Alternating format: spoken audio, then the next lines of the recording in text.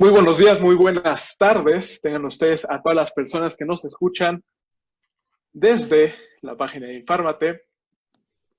Como en todo, les damos de bienvenida a esta nueva cápsula y tenemos a varios invitados muy importantes, muy interesantes, que como en la pasada cápsula explicamos, nos extendimos hasta Suecia y ahorita nos vamos tocando puertas hasta España. Chicos, ¿cómo están?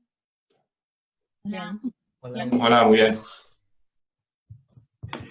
Quisiera introducir a nuestros invitados. Primero tenemos a María Cholvisimo, a Karen Fortuny Mendo de FPU Investiga, a Aitor Galvez Belda de Bioemprender y a José Manuel Pérez de FPU Investiga igualmente. Bienvenidos, chicos. Hola, gracias. Pues Angie, si quisieras comenzar, por favor. Sí, bueno, la primera pregunta que tenemos para ustedes es, ¿nos podrían contar acerca del panorama actual del gobierno de España y su relación con la comunidad científica? ¿Cómo es el que se está viviendo esta situación de tensión? Creo que esta pregunta es mejor para contestar a José, que recientemente consiguieron desde FPU Investiga hablar con el gobierno, así que... Bueno, os cuento un poco por encima, ¿no? Creemos que bueno, la relación con con el Ministerio de Ciencia, que sería un poco el encargado de todas estas labores científicas y el del que dependemos, de la comunidad científica, pues es una relación que a día de hoy se ha visto mermada.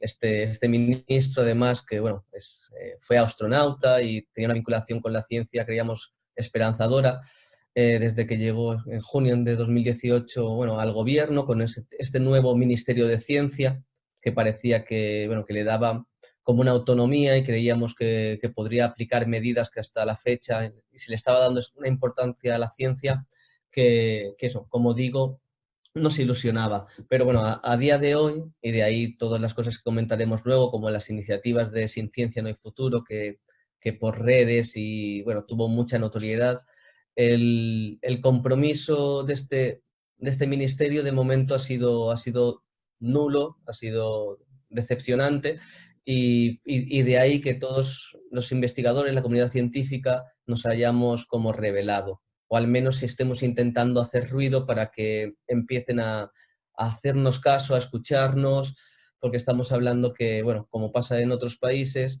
el dinero y, bueno, un poco el gasto que se ejecuta de los presupuestos en ciencia es bajísimo, sobre todo teniendo en cuenta a veces el potencial económico de nuestro país en Europa, que no se corresponde con la apuesta que hace el gobierno, nuestro ministerio, en términos de financiación. Y ese es un poco el breve resumen, en el que compartiremos seguramente, de ese malestar de toda la comunidad científica, y que estamos intentando, con este tipo de iniciativas, como la que comentaremos después, pues ponerle voz, y que tanto la sociedad como todo el colectivo investigador pues se dé cuenta de que tenemos que rebelarnos o poner un poco el grito en el cielo para que se arregle o lo más parecido, vamos. Me gustaría añadir una cosa, perdona, Sí, Angie, perdón. Sí, una cosa perdón. muy breve, solo a raíz de lo que decía José Manuel, que si bien nosotros como científicos en general o como personal del ámbito científico dependemos en gran medida del Ministerio de Ciencia, lo que ha pasado en esta legislatura es que se ha creado otro ministerio separado para universidades. ¿Qué pasa? Muchos investigadores estamos vinculados contractualmente o por nuestra línea de investigación con la universidad. Entonces, al haberlos separado, además tenemos un gobierno de coalición ahora en España, y cada uno de los ministerios está en manos de uno de los partidos. ¿Qué pasa? Que allí hay un poco también de, digamos, fricción o de no sé, bueno, no quiero decir confrontación, pero de problema de límites entre ambos partidos y ambos ministerios. Y eso aún entorpece más y aún dificulta más nuestra comunicación con las autoridades, porque encima ahora son dos administraciones con las que tenemos que tratar y que frecuentemente pues se tiran la pelota una a la otra cuando pretendemos reivindicar algo, ¿no? Y creo que eso también es bastante característico de la situación actual en España en cuanto a ciencia. Y todos estos problemas, este conflicto que tienen hacia, bueno, en cuanto a la ciencia, ¿cómo se vio afectada o beneficiada por la actual pandemia que se está viviendo? A ver, yo creo que un poco todos en España, cuando vimos venir el coronavirus, bien lo explicó un compañero nuestro también de otra asociación. Pensamos que era como un soplo de aire fresco, porque pensamos que por una vez se apostaría por ciencia, porque claro, cuando pasó todo el tema de la pandemia en España, España se apoyó mucho en sus científicos y la gente pedía, pues eso, como rigor científico en lo que se decía, en la prensa y demás. Pero la verdad es que, no sé, desde mi punto de vista he visto que eso no se ha cumplido realmente y que cuando hemos vuelto a la normalidad no ha pasado lo que nosotros esperábamos que pasara, que es como que tomara un poco más de protagonismo en la ciencia.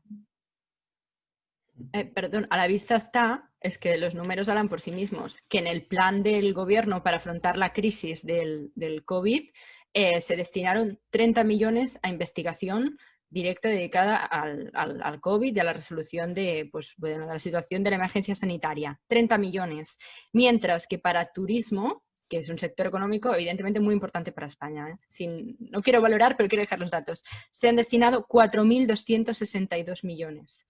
Y para la industria automovilística, perdonad que no lo tengo, pero también eran más de 1.000 millones. O sea, ahora pensaba que tenía el dato y no. Me refiero que la proporción habla por sí misma, ¿no? Y ha sido un chasco, como ha dicho María, porque esperábamos más, esperábamos que significaría algo más. Sí, claro, Sí, de hecho. toda esta situación, pues uno espera que realmente la ciencia tome más impacto y que a los gobernadores de todos los países les importe más la ciencia, pero pues estamos viendo lo contrario. ¿Alguien iba a hablar? No me dije. Sí, que de hecho España se ha quedado fuera de la Alianza Europea por la Vacuna, que han formado 4 países y bueno, España vieron que no cumplía los requisitos y por no haber invertido lo suficiente en ciencia y la dejaron fuera de la alianza. Así que España no tendrá, por ejemplo, poder negociador con las farmacéuticas para la vacuna, para conseguir la vacuna. Okay. Que claro, que luego se traduce también en la falta de inversión en estos problemas, en que luego pues la vacuna si solo la tiene un solo centro farmacéutico, está claro que los países que estén dentro de la Alianza Europea son los que antes la recibirán. Claro, todo va en función del poder negociador que tú tengas frente a esa industria. Sí, claro. Monse, ¿podrías comentarnos? Sí. Nos están diciendo que pues no están viendo los resultados que quieren, pero pues, ¿qué resultados están viendo que son prometedores o que puede llevar a algo? ¿Han tenido respuesta por parte del gobierno o del sector salud en respuesta a sus manifestaciones? Si quieres, comento yo un poco.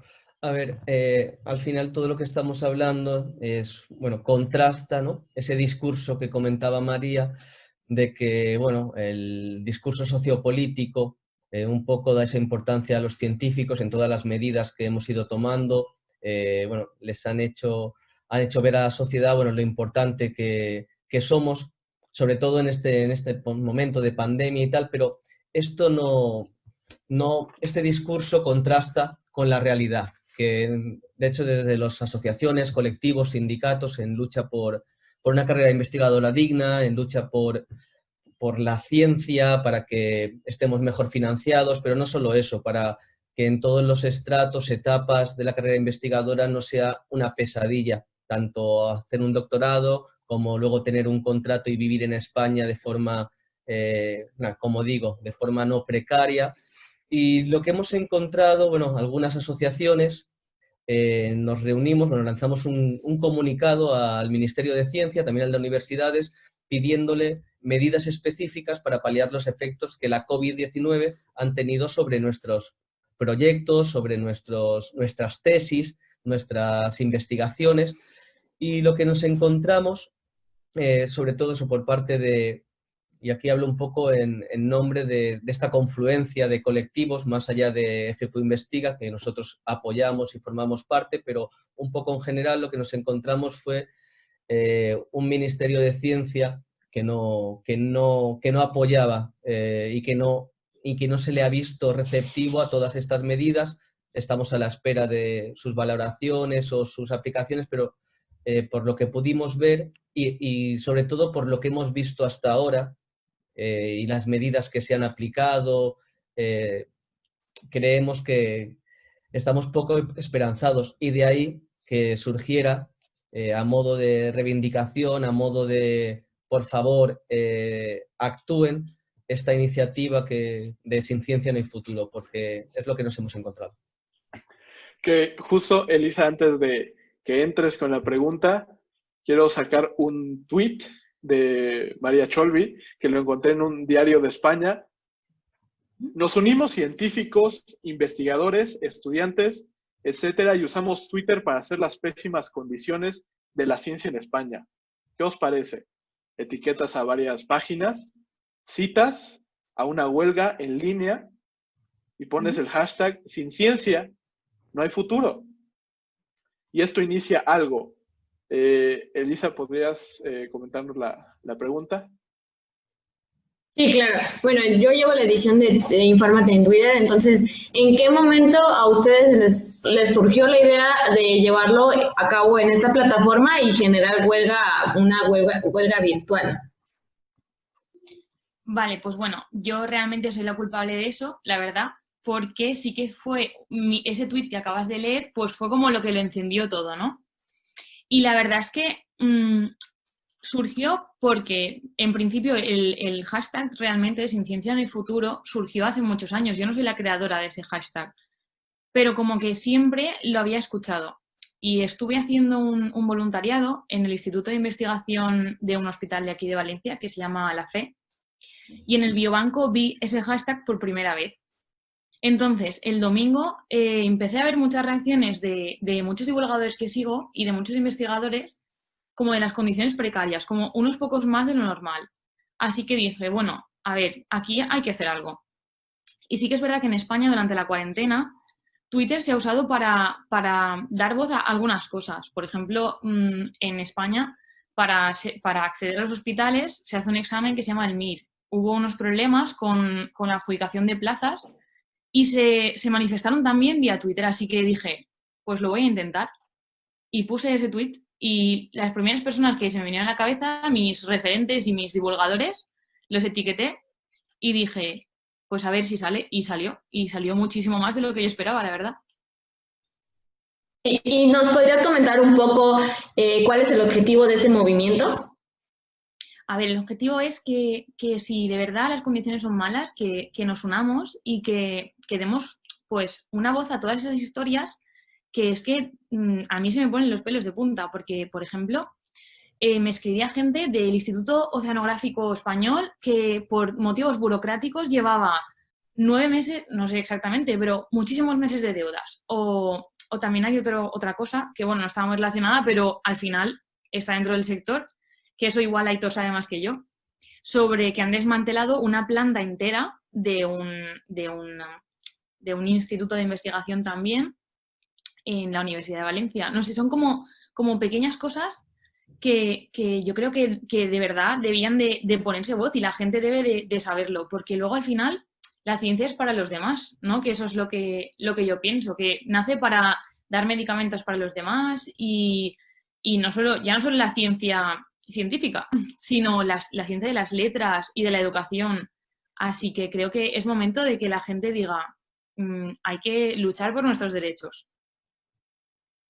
Y Sí, lo más claro. interesante, perdón, Elisa, y lo más interesante de esto, que a fin de cuentas, el hecho de, no sé, decir, aquí estamos, hay problemas y no nos está dando la plataforma, entonces tenemos que buscar una y hacer que nuestra voz se escuche, que todos esos problemas que engloban, alguien lo encuentre, diga cómo hemos pasado de hacer esto y lo hemos ignorado, ¿no? Monse, ¿podrías continuar con la siguiente Sí. pregunta, por favor? ¿Cuáles son las dificultades a las que se han enfrentado? ¿Qué consecuencias han tenido? ¿Y cuál es su misión? No sé si alguien Ok. o quiera... La misión, si podéis, por favor, o sea, especificar un poco, o sea, la misión de nuestros colectivos o de forma individual de cada uno. Pues ambos, si quieren cada quien de la suya y luego la Bueno, de todos. pues, por ejemplo, y para introducir, nosotros desde nuestra plataforma representamos a contratados por el Ministerio de Universidades que nos financia con unas ayudas llamadas FPU, de ahí el nombre de nuestra plataforma también, para hacer la tesis, para hacer el doctorado. Nosotros representamos a este colectivo e intentamos que no se ningunee a ninguno de nuestros integrantes, con la mejor forma, que es estando unidos y desde una plataforma la cual tenga no iba a decir el poder, pero al menos seamos capaces de llegar a más gente y hacer más ruido y intentar que se nos respete más. Pero al final también lo que hemos intentado siempre es estar junto a otros colectivos más globales, o sea, formar parte de confluencias e intentar ayudar por una carrera investigadora, porque hoy somos FPU, somos contratados y leemos una tesis, o vamos a defender una tesis, pero mañana seremos un investigador con todos los problemas que otros compañeros están intentando erradicar. Por eso, aunque somos una plataforma más específica, desde el minuto 1 decidimos que íbamos a estar en cualquier lucha en la que estuvieran cualquier compañero investigador, independientemente de su etapa y del colectivo que sea, porque creemos que todos formamos parte de la comunidad científica y que si no es juntos va a ser imposible cambiar el modelo de ciencia, porque el problema no es solo de inversión, el problema está en cómo se han las etapas dividido y que es muy difícil ser científico en España. Pues desde Bioemprender, pues nosotros desde Bioemprender, al final es una comunidad de científicos que nació no solo para divulgar ciencia, sino también para divulgar todos los problemas que hay alrededor del mundo científico. Y pues nos unimos a Sin Ciencia en el Futuro porque, es que encajaba a la perfección con la idea de que Bioemprender había nacido, que era reivindicar todo lo que encontrábamos mal en la ciencia y todo lo que encontramos que no debía de ser así, que debía de ser cambiado. Así que, Sin Ciencia en el Futuro. Perfecto. ¿Alguien nos podría compartir entonces esta globalización de la misión, que es el hashtag Sin Ciencia No Hay Futuro? ¿O alguien, o lo dejamos así y... Bueno, yo sí que, nada, simplemente diría que el hashtag de Sin Ciencia No Es Futuro, que, la iniciativa que surgió del tuit de María Cholbi, creo que es algo genial, sobre todo para, más allá de, eso y que ha vestido los miércoles de colores muy bonitos, fue el primer miércoles azul, luego fue el verde esperanza, y al final nos puso a todos un poco, tuvimos en cuenta que que estamos juntos, que estamos en redes, que mucha gente comparte este problema y creemos que puede ser el punto disparador que luego se materialice en otro tipo de movimientos y otro tipo de acciones que sí que se vean reflejadas en una mejora de nuestras condiciones. Y además que surgiera desde la espontaneidad de una compañera, una estudiante, o sea, justo de la base, ¿no? Nos pareció súper bonito porque estas cosas a veces cuando se orquestan quedan más descafeinadas, pero que sea en el corazón del estudiantado, este estudiantado que ve el panorama negro y a partir de ahí fuéramos todos uniéndonos, creo que fue algo súper bonito y que no va a parar, o al menos no vamos a dejar que pare. Y yo, sobre eso, una de las cosas que, como la moraleja más bonita que yo saqué de todo al final fue como, realmente yo era una persona anónima y yo con un tuit pues animé a la gente, bueno, le comentaba también a algunos compañeros que me volví totalmente loca durante 2 días, escribí a todo el mundo, escribí a futbolistas, a famosos, escribí a 6 periódicos 3 veces al día, no me contesta ningún famoso, pero como que le di toda la difusión que pude. Entonces, si realmente le pones ganas y le pones fuerza de voluntad, cualquier persona puede provocar una revolución. Sí, en ese sentido, a ver, en redes habrá habido miles de iniciativas como la de María. Lo que pasa que a veces se desencadena, por cómo son las redes, por cómo son las dinámicas, ese tuit entre los miles, lo retuitea X persona, otra, no sé, por lo que se hace gracia o entra en un momento en el que decimos, joder, qué necesario. Y sin saber muy bien cómo, se vuelve una ola. Eso pasa mucho en las redes. Y cuando nos dimos cuenta estábamos, plataformas, colectivos que nunca habíamos tenido esa relación, esa interacción, estábamos juntos en algo y decimos, joder, pues cuando queremos, vimos una potencialidad de decir, oye, ojo, ¿y si nos juntamos? ¿Y si empezamos a cambiar las cosas? Perfecto. Ahorita, para introducirlos a estas últimas 3 preguntas que tenemos, en la página de Twitter de Bioemprender encontramos unos puntos muy interesantes que quisiéramos discutirlos, que engloban los problemas que actualmente se viven en España en relación a la ciencia, científicos en general, que poco a poco los podremos ir hilando. Luisa, ¿podrías comentarnos la siguiente pregunta?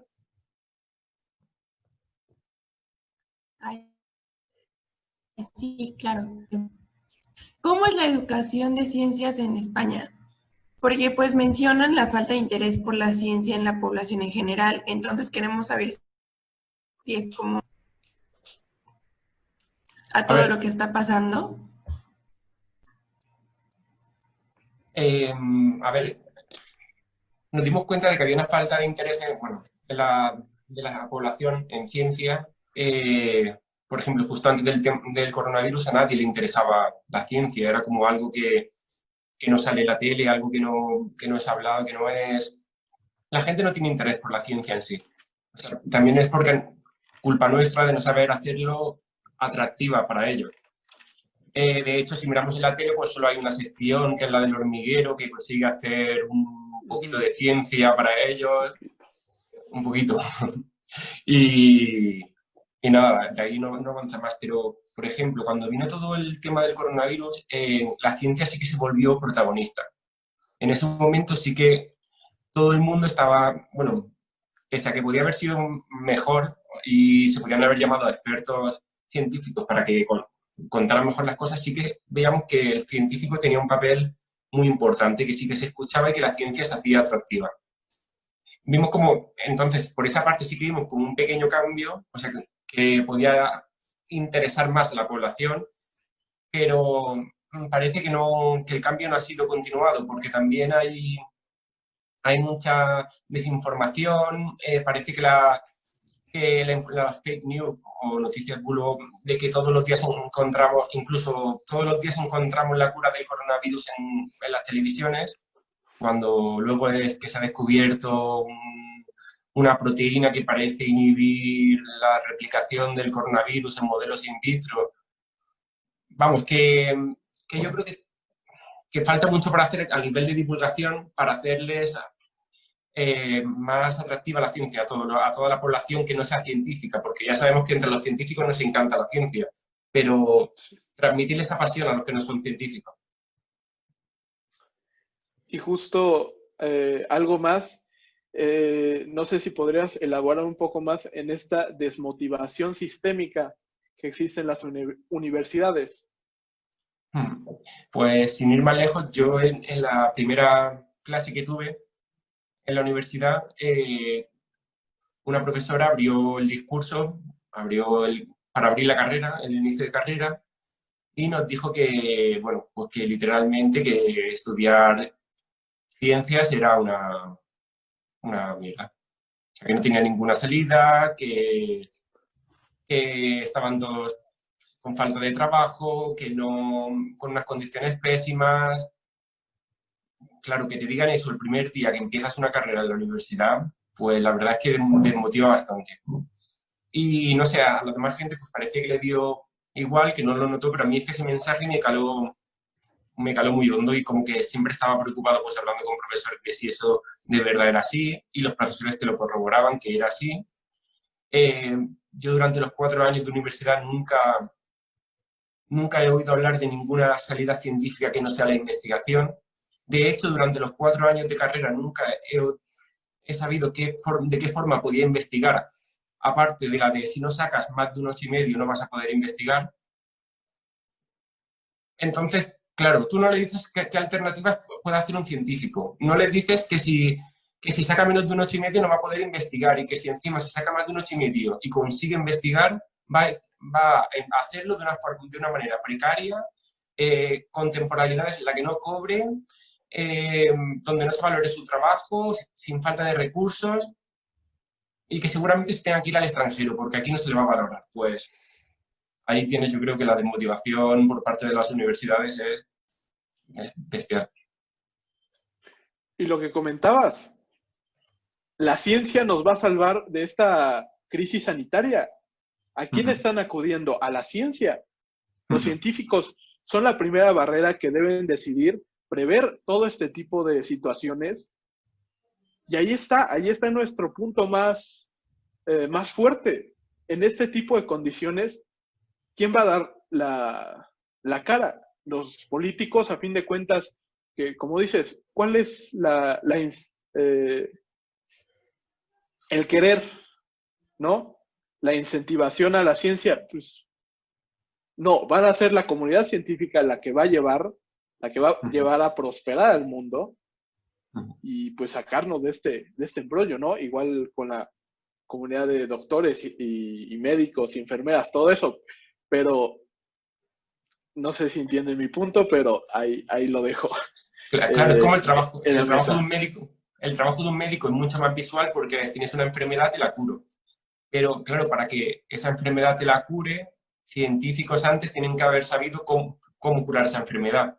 Por lo que la parte del científico es más invisible y la parte, por ejemplo, de un sanitario es mucho más visual de cara a la población no científica y no sanitaria. Sí, claro. Nosotras... Luisa, ¿o ibas a contar algo? Bien. Perfecto. Luisa, ¿podrías continuar con la siguiente? Sí. ¿Cuál es la situación de los investigadores? Sabemos que varios pues tienen que usar de su propio dinero para pagar materiales y esas cosas. ¿Cómo es su situación laboral? Mala, en general muy mala. Bueno, arranco yo y luego ya añadís lo que consideráis. El problema, bueno, uno de los muchos problemas es que hay muy pocas plazas estables de investigación en España propiamente. La mayoría se vinculan a la universidad, que encima pues entran sus propias dinámicas de docencia, etcétera, que bueno, quita tiempo de alguna forma de la investigación. Y que incluso esta gente que está dispuesta, estos docentes, además de dar sus clases a investigar, no tienen apenas financiación.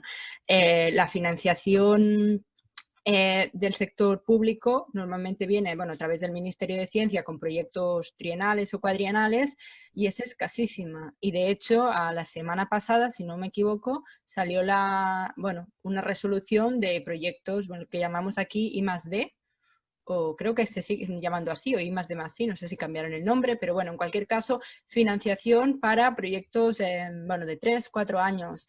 Y se ha visto pues que grupos que habían obtenido tradicionalmente financiación, este año se han quedado sin. ¿Por qué? Porque es que el primer impulso del gobierno ante la crisis que viene ha sido recortar los fondos de la investigación. O sea, es un contrasentido total, pero en mi opinión ese es un problema que lo comentaba Aitor con mucho mayor conocimiento de causa en este ámbito tan específico. Es un problema estructural de la sociedad española, en que bueno, se valora poco la ciencia, pues por nuestro sistema educativo, nuestra herencia cultural, etcétera. Y eso es algo que en nuestra mano está cambiarlo como científicos, haciendo mayor difusión, pero es que es una cuestión larga. Me refiero a que es normal que nos hiciéramos ilusiones con el tema del COVID, de pensar que a partir de ahora la sociedad nos consideraría mejor. A todos nosotros nos parece obvio, lo que comentabas ahora, Isaac, ¿no? ¿Cómo puede ser, si los científicos son los primeros que dan la cara ante una situación así, que no se valoren más? Pero el problema es que una cosa es el impacto, una cuestión puntual, como ahora el COVID, y la otra los procesos a largo plazo, como son pues los presupuestos ministeriales y demás, que son plazos larguísimos y que para cambiar eso pues hacen falta años y años de trabajo. Pero bueno, por algún sitio se empieza. ¿Alguien que quiera seguir agregando a esta situación de los investigadores? Yo, si queréis, brevemente, bueno, hay mucha diversidad en cuanto a la casuística de cada investigador, pero sí que, bueno, os comentaría que cuando alguien acaba la carrera, el máster que llamamos aquí, sería la maestría, luego tiene muchísimas dudas. ¿Qué problema hay? Que los contratos predoctorales financiados por los ministerios, tanto el de ciencia como el de universidades, son limitados y es una proporción ínfima a toda la gente que investiga y hace el doctorado en nuestro país.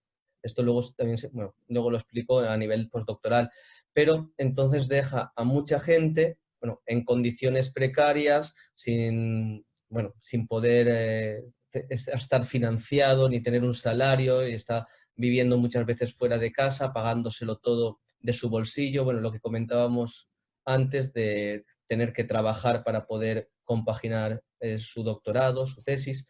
Y además todo esto es el principio de una pesadilla, porque, por poneros un ejemplo, al año en España se defienden como 10.000 tesis. Y se hacen 10.000 doctorados, y de los cuales después, una vez pasas a la etapa postdoctoral de investigador, ¿no? O en otra etapa investigadora, este tipo de contratos que os comentaba antes financiados se reducen de unos 2.000 a unos 500. O sea que ahí ya se forma un embudo en el que cuando tú tienes en tu etapa postdoctoral, en lugar de crecer, lo que estás haciendo es entrar en más incertidumbres y más precariedades de las que tenías con un nivel o con una categoría inferior. Y es cuando y además esto da estos datos, que el 95% de los investigadores tengan que buscarse rutas alternativas a la ciencia para sobrevivir, ya sea buscando en empresas privadas, que tampoco hay mucho ni hay un itinerario como para que eso sea algo natural. Por eso ahí se crea el drama y ahí está cuando la gente se va fuera de España, y ese es el gran problema de la ciencia en España. Que como mencionabas, algo que me remonta mucho a España es el CRISPR-Cas, una tecnología que va a revolucionar la medicina como la conocemos. Ya lo está haciendo, y en 10 años, ¿qué va a generar? Ese es el ejemplo más conocido que se me viene a la mente pensar en España a nivel de investigación. Entonces, dejarlo así, también pensaría en México, ¿no? Quisiera tener más herramientas per se, pero ahí llega a ser complicado. De igual manera, quisiera que nos compartieran esta correlación que existe entre el publish or perish y el síndrome de burnout, que a fin de cuentas, ¿cómo los afecta? Ya estando en la comunidad científica, viviendo en esas situaciones, ¿cómo sobreviven? ¿Qué los motiva a seguir día a día en esta pelea, más que nada? Pues yo creo que será la vocación y las ganas de cambiarlo, porque, como dices, el publica o muere no es es una de las mayores perversiones que tenemos en el modelo de ciencia, aunque hay más. O sea, aquí hablamos de inversión, pero hablamos de la dictadura editorial, de la endogamia, del fraude, de muchos otros agujeros negros que nos daría para todos los programas que nos imagináramos, porque hay mucho dentro, además de la universidad, de la ciencia, muchas cosas que cambiar, y un ejemplo es el el publica o muere, que nos lleva a niveles de competitividad y que desvirtúa, ¿no?, lo bonito de la ciencia y de compartir la ciencia con la sociedad. ¿Alguien más? Bueno, si queréis añadir que en el caso del Publish o WordPress lo que hace exactamente como ha dicho José Manuel es que al final tú no estás investigando para generar un conocimiento, para poder... O sea, es un método para evaluar a un científico que en realidad lo que estás haciendo es que él no produzca su método científico de la manera más correcta. Así que yo creo que ese tipo de evaluación hace que no haya transferencia tecnológica, que no se pueda pasar de la investigación a proteger esa identidad. O sea que es una lacra, totalmente. Con esto le damos por terminado esta cápsula, Infármate. Agradecemos mucho a María, José Manuel, Aitor, Karen. Muchas gracias por prestarnos y darnos un poco de su tiempo, un poco de su experiencia.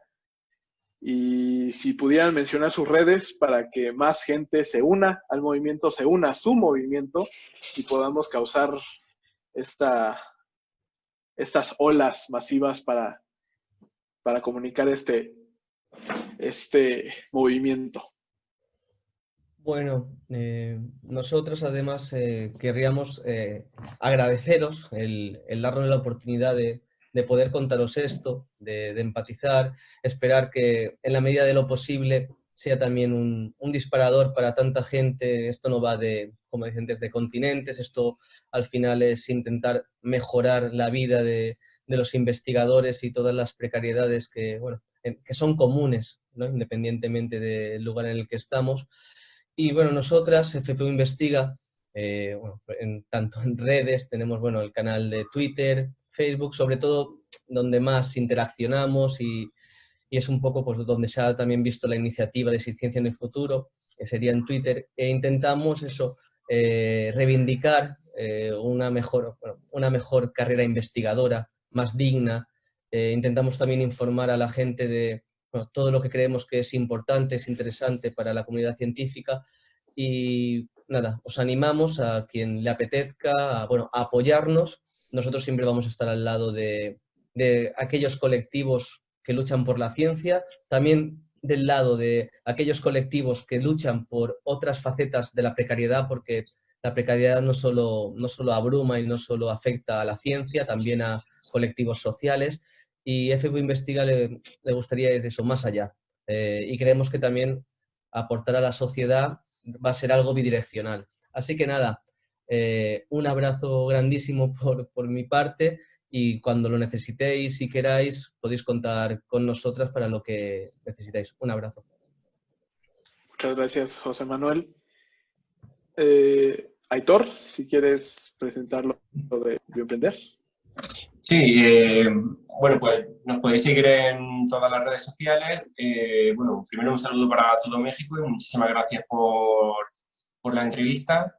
Nos podéis seguir en Twitter como Bioemprender ES, en Instagram como Bioemprender, también como Bioaprender, Biotalento y Bioinvertir.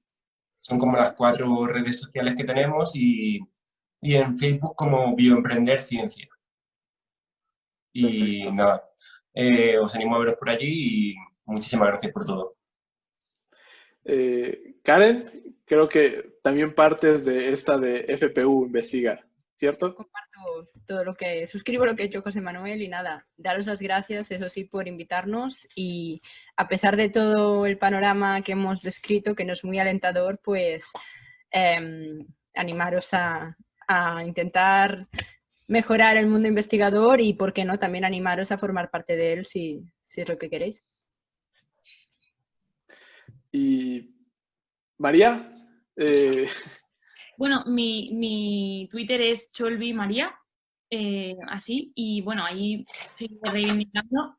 Y bueno, yo agradeceros muchísimo la oportunidad y también motivar a los estudiantes que nos estén escuchando de que parece que no, pero tenemos mucho más poder del que pensamos. Así que si de verdad creéis que hay que cambiar las cosas, luchad por lo que queréis y alzad la voz. Y aunque la gente os diga, es que estás loco, no vas a llegar a nada, es una tontería. No, porque al final las cosas pasan cuando menos te lo esperas. Muchas gracias a todos ustedes y finalizo con, en vez de este hashtag de sin ciencia, no hay futuro.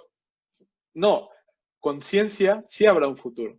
Entonces, muchas gracias y un abrazo. Saludos desde México y espero que podamos pasar esta situación lo más pronto posible. Bueno. Chicas, despídense. Bye, los felicito, llegaron otros países. Gracias. Gracias. Otra. Muchas gracias. A vosotras.